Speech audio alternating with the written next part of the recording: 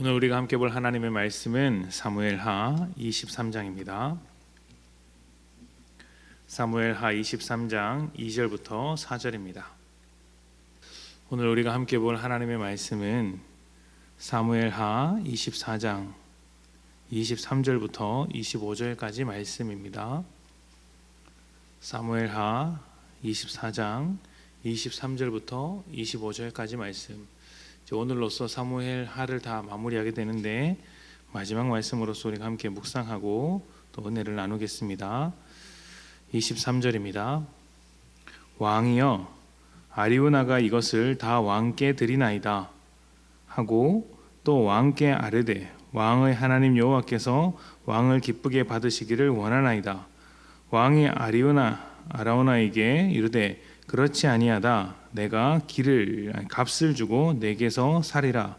값 없이는 내 하나님 여호와께 번제를 드리지 아니하리라 하고 다윗이 은 50세겔로 타작마당과 소를 사고 그곳에서 여호와를 위하여 제단을 쌓고 번제와 화목제를 드렸더니 이에 여호와께서 그 땅을 위한 기도를 들으심에 이스라엘에게 내리는 재앙이 그쳤더라. 아멘. 사무엘하 24장을 마지막으로 다윗의 이야기는 마무리가 됩니다. 열왕기상, 그러니까 이 다음에 나오는 열왕기상에 다윗의 이야기가 잠깐 등장하긴 하는데 그것은 왕권을 넘겨주기 위해서 잠깐 등장하는 것이지 다윗의 일대기라고 보기에는 어렵습니다. 그래서 오늘 말씀이 사실상 다윗의 마지막 이야기인데 그 마무리가 좀 당황스럽습니다.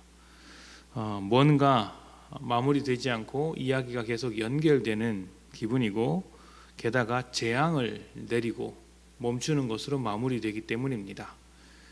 다윗의 마지막 이야기에서 다윗은 부하들의 반대에도 불구하고 인구조사를 시행합니다. 인구조사는 행정적으로 필요한 조치라고 할 수 있는데 이 인구조사 자체가 문제는 아닐 것입니다. 성경에도 몇 차례 인구조사를 한 기록이 있습니다. 문제는 인구조사를 한 의도에 있습니다. 다윗은 어떤 의도를 가지고 있었을까?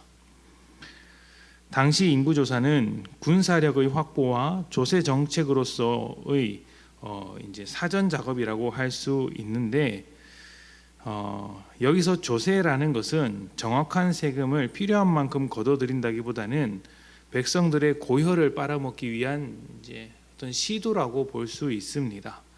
더 많은 세금을 충당해서 왕권을 유지하는 데 사용하는 것입니다.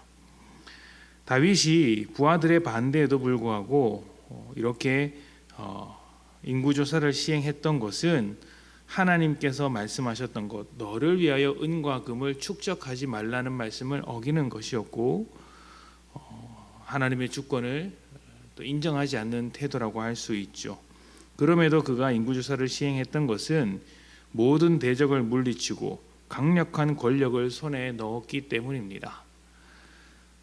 사람이 잘 나갈 때 조심해야 하지 않습니까? 신앙도 힘들 때보다 내 일이 잘 풀릴 때 더 쉽게 무너지기 마련입니다.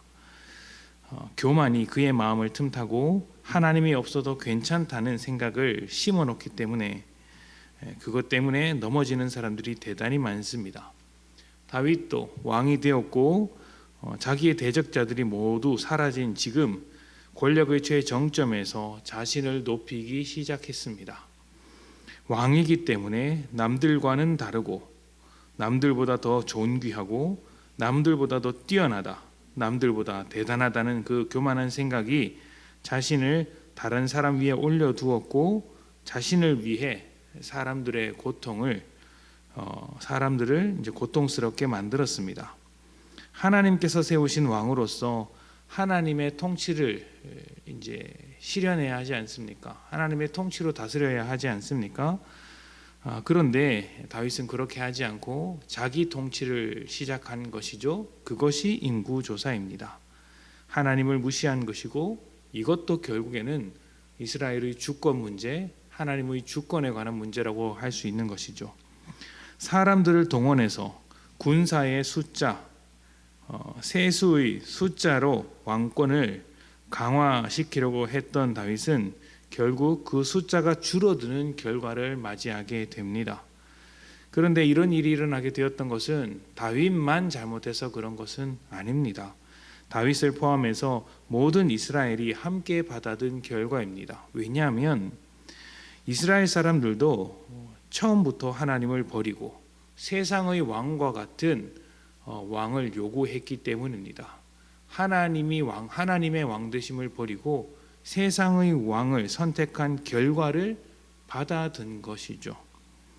그런 중에 다윗이 자신의 죄를 고백하며 하나님 앞에 제사를 드리러 갑니다.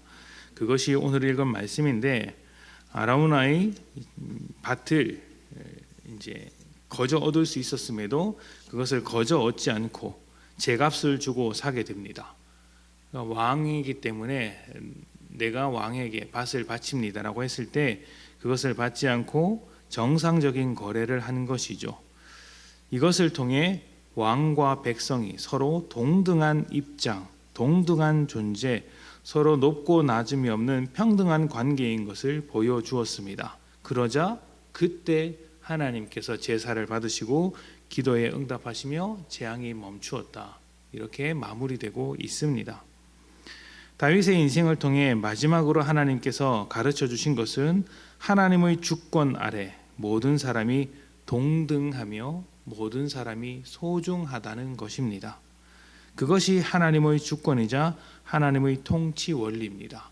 그렇다면 왕이라고 해서 다른 사람들 위에 군림할 수 없고 또 백성이라고 해서 또 종이라고 해서 굴욕을 당할 필요가 없는 것이죠. 하나님 앞에 모두 동등한 사람이기 때문입니다.